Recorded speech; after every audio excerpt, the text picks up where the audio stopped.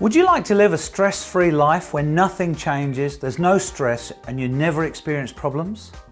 Look, I hope you answered no to that question, because the only people that experience no change, no stress, and no problems are deceased. Hi, my name's John Shackleton, and like many of you, I've been running my own business for many, many years. My background is in sports psychology, and I've been helping athletes and business people to improve their performance for over 30 years now. These days, I'm a motivational speaker and performance coach, and just like you, I have to endure problems, changes and stresses because, funnily enough, things don't always go my way. If you're building a business, then let's face it, there will always be change, there will always be stress, and there will always be problems. If you're in the financial services industry, then you can pretty much guarantee things won't always go your way. You'll experience changes in the way your government wants you to work. You'll get stress from your clients and your suppliers. You'll have problems with compliance and legal issues. The list goes on and on. Let me ask you a question. Is it my job to move my business to utopia, a problem and stress-free situation? I don't think so. I don't think utopia exists. You see, when we solve a problem, when we change something, when we improve it, we just get a whole new series of problems and stresses, don't we? I don't think I should strive to rid myself of problems and stresses. I think my job is to learn how to deal with those problems quicker and more effectively. Obviously, I've got to try and remove the problems I can get rid of, but I believe that my job is to learn to cope better with the problems I can't remove. Now, I've got 4 ideas that I hope will help you move forward with these problems and stresses. I use these things in my own business, and I know you can apply them to your life as well. Number 1, find your tribe.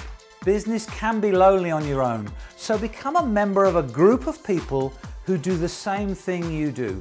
Not so that you can moan and complain to them about the problems you've got, but so that you can learn from each other, learn how they're coping with the situations that you're facing. In financial services, $1 Million Round Table is a great example of this type of organisation. It's the best group I've ever spoken to within financial services, full of high-performing, positive people who really want to grow and develop themselves and their business. Now, if that doesn't sound like you, then no problem, because you've probably already switched the video off. $1 Million Round Table, check them out and join up. They're a brilliant organisation. Number 2, ask for help. Every top athlete in the world uses a coach to help them improve their performance. But I've found that many small business people seem to think that asking for help is a sign of weakness. It's not, it's actually a sign of strength. Think about it, it takes good self-confidence to admit that you don't know everything. If you only take your own advice, then how can you possibly improve what you do? You see, we're limited by what we don't know, and unfortunately, we don't know what we don't know. We can't see our own shortcomings, but others can. So the smart thing to do is to ask for some help. Maybe get yourself a success coach. Talk to the most successful person you know in your industry. Talk to somebody who's already achieved what you want to achieve. Offer to buy them a coffee and pick their brains. Find out what's working for them and start doing it yourself. Now that's a smart approach, but I tell you, very few people do it. Number 3, sharpen your saw. As Stephen Covey says in his book, 7 Habits of Highly Successful People, you can't expect to improve your results in life if you don't study self-improvement. So exactly how can we do this? Well, the answer is books, CDs, video, podcasts, webinars, conferences. These tools help us to become a better person, and when we apply the ideas to business, we become a better business person too. In nature, things are never static. They're either growing or decaying. And I've got news for you. This is true for us as well. If we aren't growing, then we aren't standing still. We're actually going backwards. So if you want to improve your results in life, then sharpen your saw. And the only way that I know of doing this is to follow a self-development program. Point number 4, invest in yourself. Most of the things I've been talking about will cost you money. Not huge amounts, but they do cost money, and you need to plan for that in advance. Why not put aside, let's say, $1,000 a year for your own personal development, but decide now and put the money aside now. You're going to need money to join things like MDRT, money to buy some books or CDs, money to attend conferences, money to pay for a coach. Now, I know some of you are saying to me, John, I don't have the money. Well, let me tell you something. If you don't invest in yourself now, nothing will change and you'll never have the money. We've all got the money, haven't we? The question is, what are you choosing to do with yours?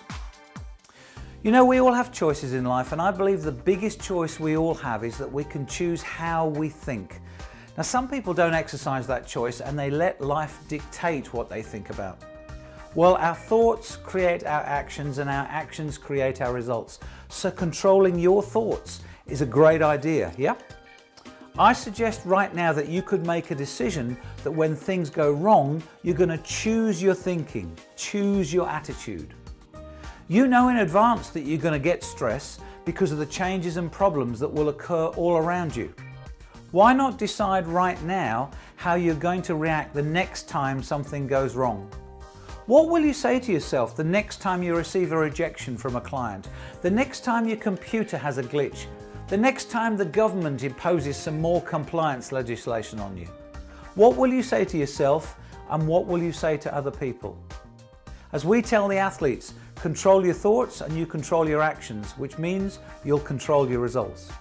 Look, I hope that helps. Do let me know what you think.